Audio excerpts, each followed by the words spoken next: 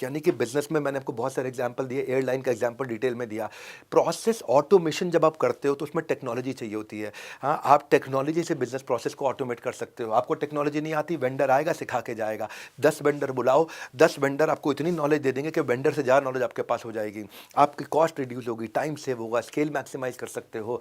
Repeatable prototype तभी बनेगा जब टेक्नोलॉजी बीच में आएगी। प्रोसेस ऑटोमेशन का फोकस यही होता है कि प्रिडिक्टेबल रिजल्ट आ सके। गुलाब जामुन लल्लू लाल ने बनाया, अच्छा बनाया, लेकिन अगर छज्जू लाल बनाए तो भी वैसा बना सके। छगन लाल वैसा बनाए, मगन लाल वैसा बनाए, श्याम लाल वैसा बनाए, परशुराम, ये राम वो राम, सब के सब लोग जब बनाए तो वैसा। इसको बोलते हैं प्रिडिक्टेबिलिटी। आप स्टैंडर्ड्स क्वालिटी के मीट कर पाओगे, इंप्रूव ला पाओगे अपनी अपॉर्चुनिटीज में।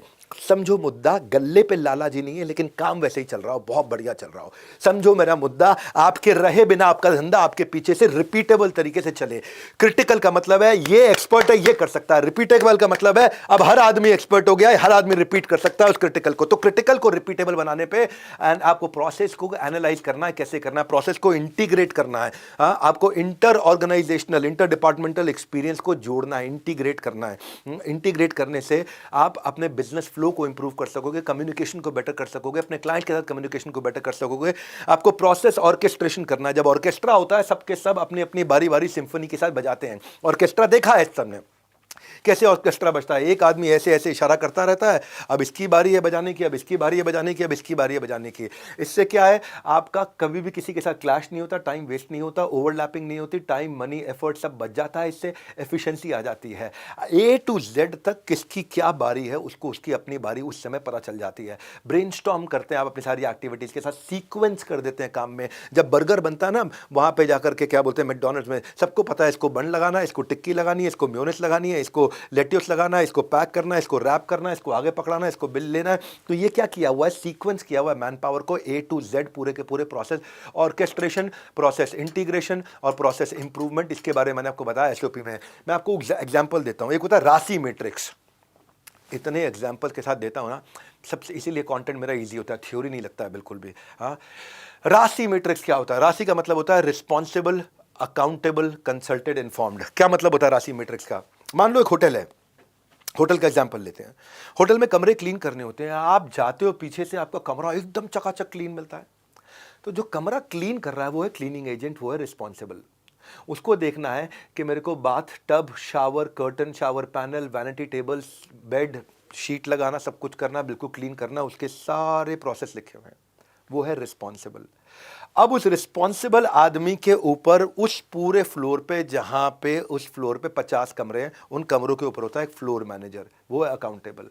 रिस्पॉन्सिबल की गलती हुई तो अकाउंटेबल को पकड़ेंगे, क्यों तुम्हारी टीम ने नहीं किया भाई। 50 कमरों की सफाई होनी थी, 50 कमरों पे रिस्पॉन्सिबल थे, लेकिन पूरे फ्लोर का जो एक मैनेजर है वो अकाउंटेबल है। हो गया राशि में रिस्पॉन्सिबल, अकाउंटेबल।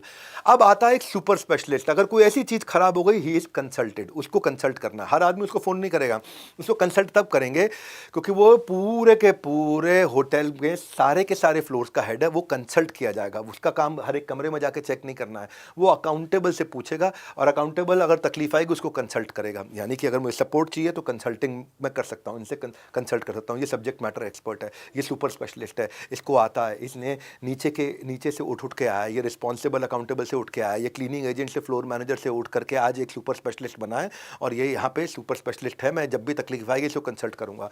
और इन सब के ऊपर होगा एक जनरल मैनेजर होटल का। He is informed, informed. वो हर चीज़ को जाके खुद नहीं चेक करेगा, उसके पास इन्फॉर्मेशन आएगी, उसके पास एक्सेल शीट आएगी, उसके पास रिपोर्ट आएगी। क्या अमेजिंग तरीके हैं। ऐसे ऐसे फ्रेमवर्क देता हूँ मैं राशि मैट्रिक्स का। ये मैंने आपको बताया, रिस्पॉन्सिबल, अकाउंटेबल, कंसल्टेड, इन्फॉर्म्ड।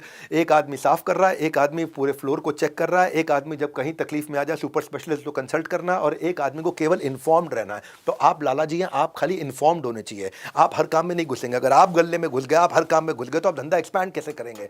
इतने अमेजिंग अमेजिंग चीजें बता रहा हूं आपको। तुलसीदास हो या गौतम बुद्ध हो या रामायण लिखने वाले महर्षि वाल्मीकि हो, एक मोमेंट ने उनकी लाइफ बदलती थी। सिर्फ एक मोमेंट ने लाइफ का कोई भी एक लेसन, 10 डे एमबीए का कोई भी एक लेसन आपकी पूरी लाइफ चेंज कर सकता है और गेम उड़ा सकता है। मैं 10 डे एमबीए में हर दिन हर जन्म की लर्निंग देने वाला हूं।